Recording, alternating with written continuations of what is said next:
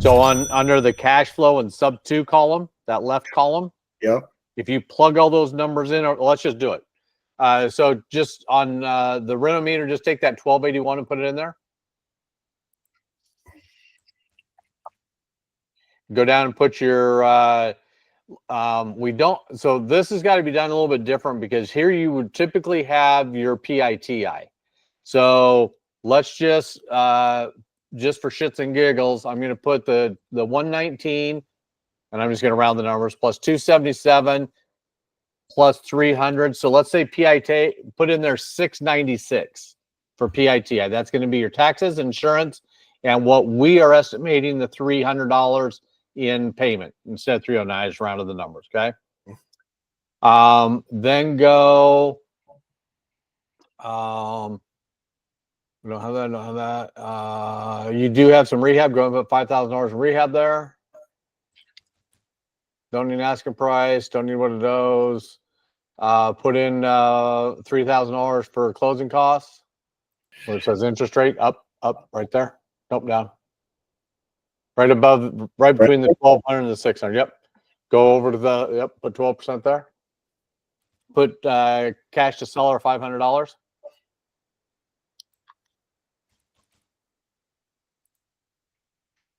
I'm sorry, $5,000. My bad. Change that 12% to 10%. So it matches the other side.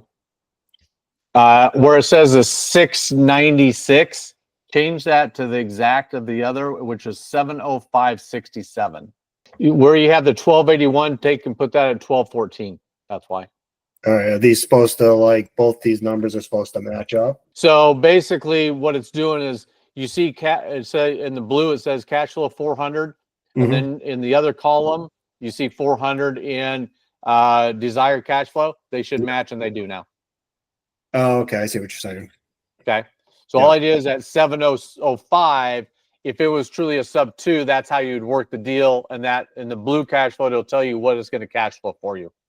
Okay. So if you were going to do the Sub2, how do you know what that PITI is exactly?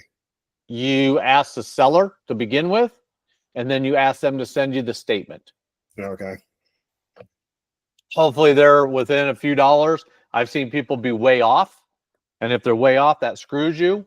But I mean, that's through your due diligence. And now you get it and they're $2,000 off or $500 off. That screws you. And you just got to go back and say, that's not what you told me. I got to cancel the contract because it doesn't work. But they're usually pretty close. Yeah. So I'm just trying to think, like, on these deals. I mean, obviously they work and make sense when you buy really deep and you're willing to get good terms. Like, I feel like these I would be purchasing not with a lot of equity, but there is equity there. But it seems like the numbers are so tight. So I don't worry about equity when I can get my cash flow. If I can get my cash flow, I'll pay at the top of the market. I don't care. Right. Because I'm into it for the long haul. Let's look at it that way. Like, how would I be able to mess with this and get it to be a good cash flow? I mean, obviously you'll take it at 400, but, like, you know, someone like me that is just starting to build, being right at 400 seems to be a little on the iffy side. As long as I can get a good option fee up front, then it doesn't matter because I have some protection if for some reason they stop paying and I have to get somebody else in there. I just don't want to put myself in a corner. But you tell me what you think. That's your comfort level. To get a higher cash flow is possible, but that's where you're going to be taking the highest rent and adding dollars on top of it because it's a lease option, not a rental. So that's where that $400 grows. I am super, super comfortable doing $400 cash flow when I analyze the deal. Okay. I think you're trying to overanalyze and say, I want $600-700. Don't do that. Get your 400 and it's solid. And I have never come out at $400. It always comes higher. I understand. Okay. And this is all conservative so that you know the 400's there and you're secure. So I don't think insurance is going to be $277, but it might be. You know, you're also putting private money in. You get $13,000 worth of private money at 10%. maybe you don't need all that private money. That's $130 right there. Mm-hmm. I mean, if you're using your own money, yeah, you got to gain it back, but he's got to agree to taking it at $5,000 deposit and $300 a month in this scenario. Mm-hmm. He may not agree to that. That's a slim term. Right. But at the same token, he's asking how much? 105. You know what, Mr. Seller? What if I can do something? I could pay you more than 105. What's ARV? Your screen's cut off on me. Okay, so 129. What if I could give you $115,000 for this property? I'll pay you $500 or $5,000 down and $300 a month until paid in full. But I'm paying you $15,000 more than what you're asking. Would that work for you? Or I'm paying you $10,000 more than what you're asking. Would that work for you? I don't care what that end number is. It's just going to be a few more payments for a few more months. I don't give a shit. Right. You know, and you can go all the way up to 129,000 as long as you can get the payment at $300 a month. Mm-hmm. You can go to $500,000 if you can get the payment for $300 a month until paid in full. You know, that might stretch out to 50 years, but who cares? Mm-hmm. You know, unless you plan on refinancing it. But, you know, if you're getting it at 0% interest, why the hell would you ever refinance it? Exactly. So let's just say that he's open to the idea of doing that and the payments are low. And I could see somebody being like, yeah, I'll do that, but I only want it, you know, I want it to balloon in like 8 to 10 years. You're talking about he wants it to balloon in 8 to 10 years? You're thinking like, okay, okay, may not be good to him over a paid in full, but he might say, okay, I'm older now. I'm probably going to be dead by the time that this is paid off. I would feel comfortable doing this if we go up to like 10 years. So well, let me ask you this. Do you have children? Do you have grandchildren? How would you like to set your grandchildren or your children up with a steady payment for the next 15 years after you're gone? Mm-hmm. And not have to pay super capital gains or anything on it because it transfers over. Mm-hmm. Or, yes, I'd be more than happy to do it on a 10-year basis because you got to look at it. Let's say we keep it at $105,000. 300 times minus 105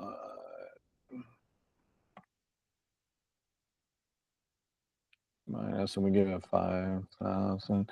So basically, if you calculate this out, let's say it's a 10-year balloon. Well, first of all, we're going to pay him $105,000 what we're offering him. We're going to pay him $5,000 down, so now he's actually carrying $100,000, right? Mm-hmm. Okay, you're going to pay him $300 a month for 10 years. That's going to be $36,000 minus $100,000. That means in 10 years, you only owe him $64,000. Mm-hmm. Do you think in 10 years that you can go out and get a DSCR loan and pay him off if you need to? Oh, yeah. All day long. Mm-hmm. So why not? Yep. Because you got to remember that $300 is going 100% towards principal. Mm-hmm. No interest. So that's a major key. Even if it's over 5 years, you can still do it. Mm-hmm. But then I'm thinking, like, if we did the DSCR loan for $60,000, now I'm paying a high interest rate. How does that now mess with my cash flow? Right? Because then you do have to take that into consideration. You have to take that into consideration, but I don't look at I look at it that way, but I don't. If it's a 10-year note, I'm going to worry about it in 10 years. I might have $1 million in the bank. I just pay it off. I may go sell a deal to pay that off. Exactly. Right now, you would calculate it. So do you use Carl's calculator on your phone? All the time. Okay. So just run the quick number. If you've got $64,000, whoops, I'll punch it right. $64,000. Right now, there is no down payment, so you can clear that off. And we're going to pay, let's say we're paying 8% interest, shouldn't have to pay more than that on a 30-year note. Your payment's $469. Big deal. Yep. And in 10 years, you're telling me it's worth $129,000 now. Shit, thing will probably be worth $200,000 then, and you'll probably be able to do a cash out refi and put, you know, $50,000, $60,000 in your pocket. Now, you said that before, and I'm kind of curious how that works based on if you're pulling out equity, you have to pay that back, don't you? Who's paying it back? Well, that's what I'm trying to understand. I know you Who's said paying it back? Do you pay it back? No. Your tenant buyer pays it back. So how does that work? What do you mean? Does that change? Does that change our numbers at all? So let's just say we cash out. Sure. So it depends on what your new payment is. So what you do is you calculate out what your cash out refi would be. What's your PITI new payment going to be? And you put that against your rent. If it's a DSCR loan, they always like to see like 1.02 at least. So it still has a positive cash flow. Now your positive cash flow might drop from, let's say, after you get done renting it out, it's at $600 or even $700 10 years down the road. It'll probably be more than that because I increase my rents 5% every year.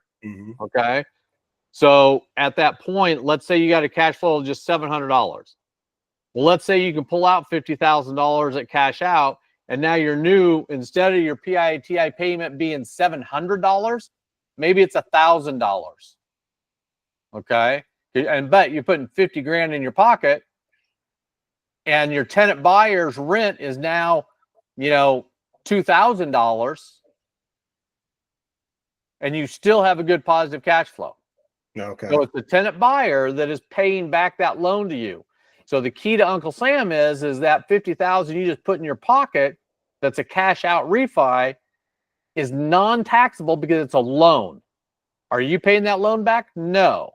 But now if it puts you into a negative cash flow, you don't want to do that. You just want to do what they call a rate and term and just pay off the underlying note and don't take any more money out, which lowers your principal and interest payment to the new mortgage company.